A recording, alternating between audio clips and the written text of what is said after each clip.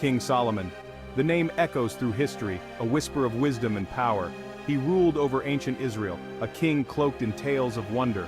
Solomon's reign was a beacon of peace. His kingdom prospered. But Solomon's story is not just one of earthly success. It's a story woven with threads of divine intervention. It's a story for the ages.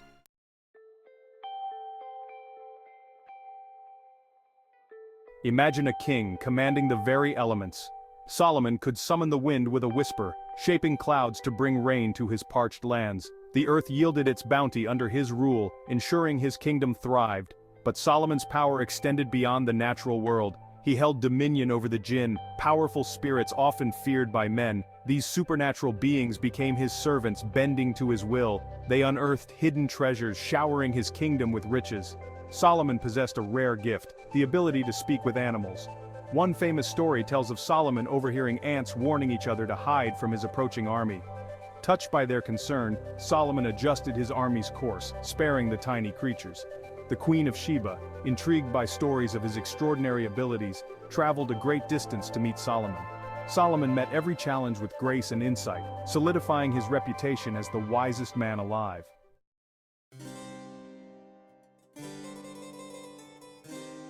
Before we delve into Solomon's extraordinary life, we must first understand the legacy he was born into. King David, Solomon's father, was a legend in his own right, a shepherd boy who became a fearless warrior, a poet, and a king chosen by God. He united the tribes of Israel, establishing a powerful kingdom. David's reign was marked by divine favor, but also by trials and tribulations. One of the most significant events in David's life involved a woman named Bathsheba. Bathsheba was a woman of extraordinary beauty, and David, consumed by desire, committed a grave sin to have her. This act had far-reaching consequences, casting a shadow over David's reign and setting the stage for turmoil within his own family.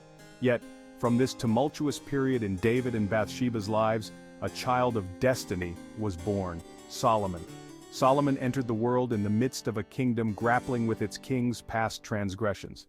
David, aware of his own failings, saw in Solomon a chance for redemption, a vessel for God's continued favor. He poured his hopes and dreams into his son, recognizing in Solomon a wisdom that surpassed his tender years.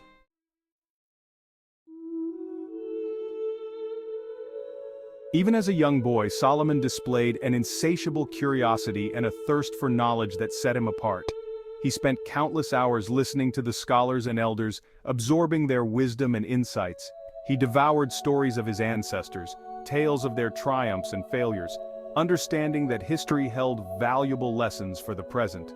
David, observing Solomon's intellectual prowess and his compassionate heart, knew he had made the right choice in choosing him as his heir.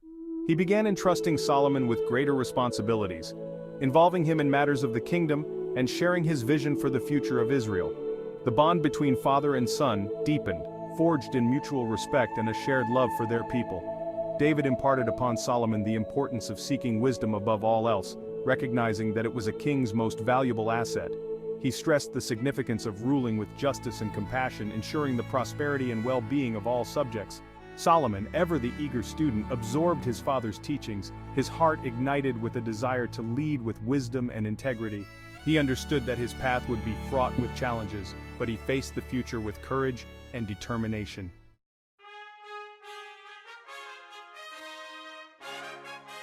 The day arrived when King David's long and storied reign came to an end. The weight of grief hung heavy in the air, but amidst the sorrow, there was a sense of anticipation. Solomon, the young prince who had captivated the kingdom with his wisdom and humility, was to be crowned king. Preparations for the coronation commenced, a grand ceremony designed to usher in a new era for Israel. On the appointed day, Solomon, adorned in the royal robes of his forefathers, stood before the elders, the priests, and the people of Israel. The high priest anointed Solomon with sacred oil, a symbol of God's divine favor upon him. The weight of the crown settled upon his head, a tangible reminder of the responsibility he now carried. As Solomon ascended the throne, a hush fell over the crowd. The young king, his gaze steady and wise beyond his years, addressed his people for the first time as their ruler. He vowed to honor David's memory by ruling with justice, compassion, and an unwavering commitment to God's law. While many rulers might have been consumed by thoughts of power and conquest, Solomon's heart yearned for something far greater. He understood that true leadership stemmed from wisdom. Solomon made a decision that would define his legacy. He chose humility, seeking divine guidance. Solomon prayed for wisdom, not cunning or shrewdness, but a deep understanding of God's will and compassion for his people. God, pleased by Solomon's request, granted him unparalleled wisdom.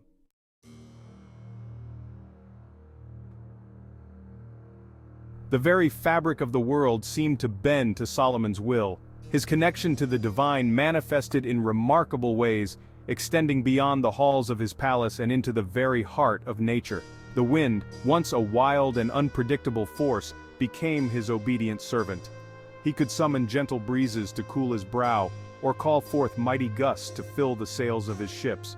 With a word, Solomon could gather storm clouds, bringing life-giving rain to parched lands and ensuring bountiful harvests for his people. The earth, as if recognizing its rightful steward, yielded its bounty under his wise and compassionate rule.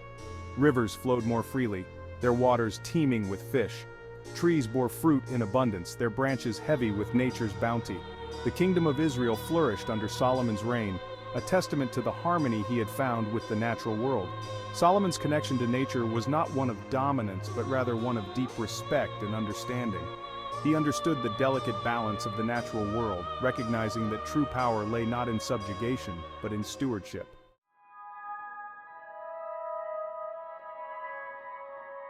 Solomon's dominion extended beyond the realm of the tangible, encompassing a realm shrouded in mystery and often feared by men, the world of the jinn. These powerful spirits, invisible to the human eye, possessed abilities that defied explanation. They could move with the speed of thought, manipulate matter with their minds, and control the very elements of fire and water. To many, the jinn were creatures of legend, whispered about in hushed tones around flickering campfires. But to Solomon, they were a tangible reality, a testament to the vastness of God's creation. He approached these beings not with fear or apprehension, but with the same wisdom and understanding he applied to all aspects of his life. And the jinn, sensing Solomon's pure heart and his connection to the divine, responded with a respect bordering on reverence. They became his willing servants, their immense power harnessed for the betterment of Solomon's kingdom. With their aid, Solomon's architects and builders were able to achieve feats of engineering previously unimaginable.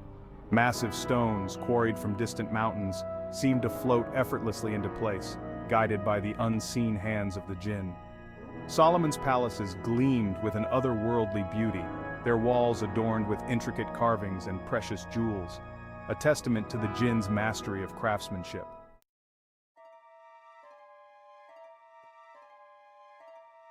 Imagine a world where the songs of birds carry meaning, where the rustling of leaves whispers secrets.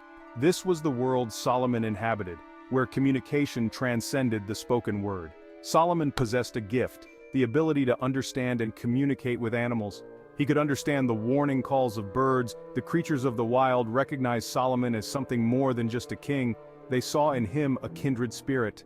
Tales of Solomon's wisdom and his dominion over nature spread far and wide. These stories reached the Queen of Sheba, renowned for her intelligence and wealth. Intrigued, she embarked on a journey to meet Solomon. She brought a grand caravan with gifts fit for a king. After months of travel, she arrived at Jerusalem. Solomon received her with utmost courtesy and respect. The queen tested Solomon's wisdom, and he met each challenge with grace.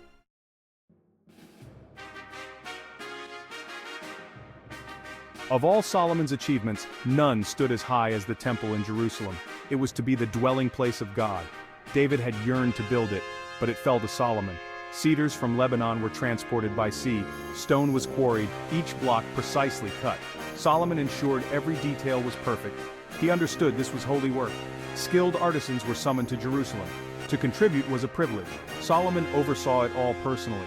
There was a sense that something more was at work. The jinn lent their unearthly strength. Massive stones were lifted as if weightless. The temple's construction was a spectacle of human ingenuity and divine intervention.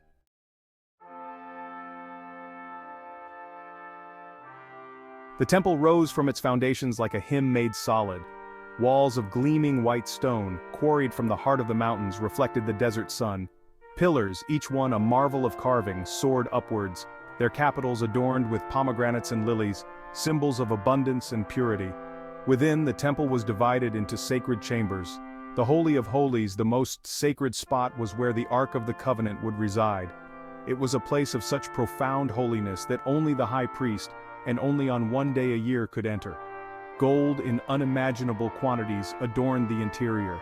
It wasn't mere opulence but a reflection of the divine light that was to fill this space. The air itself hummed with the skill and devotion that had gone into the temple's creation. It wasn't just a building, it was a testament to faith, a beacon visible for miles around. When the day of its consecration arrived, the entire nation of Israel seemed to hold its breath. Solomon, standing before the completed temple, offered up a prayer of dedication. As his words reached heavenward, a cloud descended, filling the temple. It was the Shekinah, the visible presence of God, taking up residence in the dwelling his people had made for him.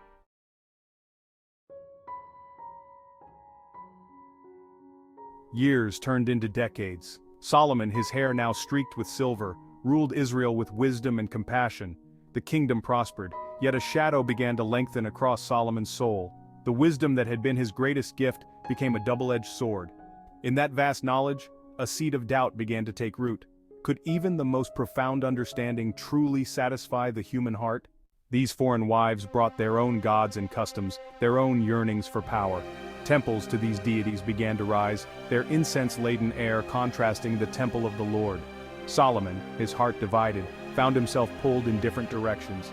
He still revered the God of his fathers, the God who had granted him wisdom. He allowed himself to be drawn into the rituals of his wives' religions. The people of Israel felt a growing sense of unease. Whispers began, questioning Solomon's judgment. Yet, Solomon continued to oversee grand construction projects, his ambition now fueled by a desire to leave his mark. One day, while supervising construction, Solomon leaned heavily on his staff. Unbeknownst to him, termites had weakened its structure. With a soft crack, the staff gave way and Solomon crumpled to the ground, his reign ending as quietly as the setting sun. The news of Solomon's passing spread slowly at first, like a whisper through the grand halls of his palace, then rippling outwards, reaching the farthest corners of his kingdom. There was a sense of disbelief, a collective gasp, as if the very air had thinned.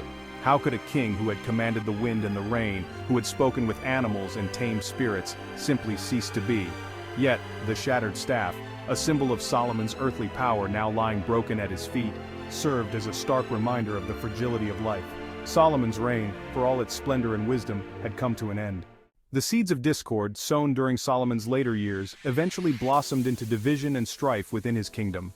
Solomon's story, though tinged with tragedy, is ultimately one of hope. It reminds us that the pursuit of wisdom and the desire to understand the world around us are noble endeavors worthy of our lifelong dedication.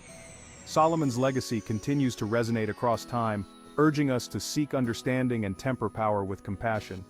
True wisdom lies not in the accumulation of knowledge alone, but in the application of that knowledge for the betterment of ourselves and the world around us.